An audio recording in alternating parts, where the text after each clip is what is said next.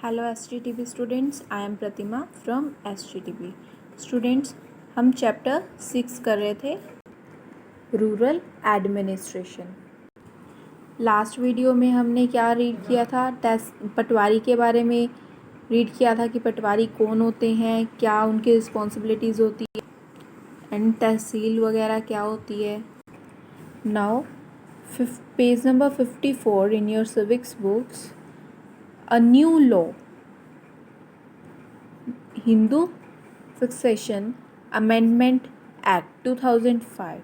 Students, ये act बना था, ये कानून बना था 2005 में, जिसका नाम था Hindu succession amendment act. Okay, इसमें क्या था? Often when we think of farmers, जब भी हम फार्मर्स के बारे में सोचते हैं, हु ओन लैंड, जिसकी जो लैंड का मालिक है, वी थिंक ऑफ मैन, हमेशा हमारे माइंड में क्या आता है?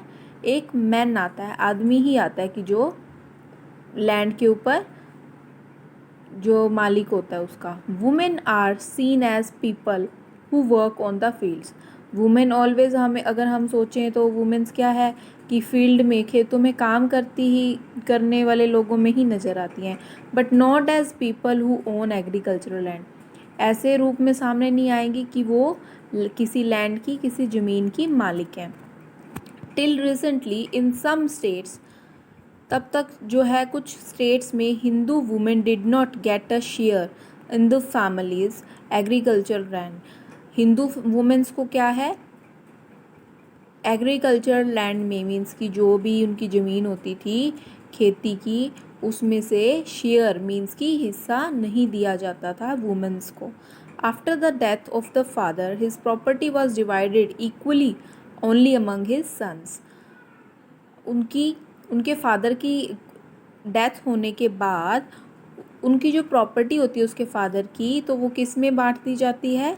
उनके जो भी बेटे होते हैं इक्वली जो है बांट दी जाती है। Recently the law was change, अब जो है लॉ चेंज हो चुका है।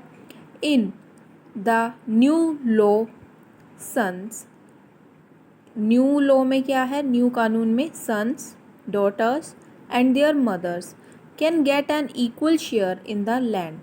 वो क्या है? बराबर का हिस्सा ले सकती हैं, जो भी ज़मीन का जो भी हिस्सा है वो बराबरी का ले सकती हैं, जैसे कि बेटों को मिलता है। ओके, बेटों को, बेटियों को और उनकी मदर्स को इक्वल हिस्सा मिलना चाहिए। तो ये लॉ बना, न्यू लॉ है। The same law will apply to all states.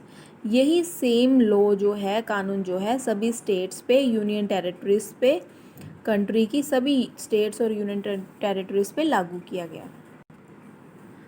This law will benefit a large number of women. इस कानून ने जो है बहुत सारी जो औरतें हैं उनको फ़ायदा दिया। For example, Sudha is the eldest daughter of an agricultural family. जिस परिवार में खेती बाड़ी होती है, तो एक फैमिली है जिसकी बड़ी बेटी है Sudha. Okay, she is married and lives in a neighbouring village. पड़ोस के ही विलेज में, गांव में वो उसकी शादी हुई और वहीं रहती थी वो। आफ्टर हर फादर्स डेथ, उसकी फादर की डेथ होने के बाद Sudha often comes to help her mother, अपनी मदर की जो है हेल्प करने आती थी विद द फार्मिंग वर्क, खेती के काम में।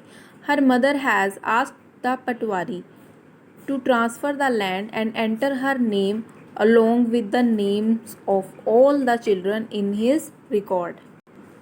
अब उनकी मदर जो है वो क्या कहती हैं पटवारी को? पटवारी का काम होता है ना रिकॉर्ड रखना, तो क्या कहती हैं पटवारी को कि उनकी जो लैंड है, उन लैंड जो उनके नाम थी, उनके हस्बैंड के नाम, उसका नेम जो है एंटर कर दिया जाए उसके सभी बच्चों के साथ रिकॉर्ड में सभी उनका और उनके बच्चों का, सभी का नाम रिकॉर्ड में दर्ज कर दिया जाए। Sudha's mother confidently organises the farming with the help of the younger brother and sister.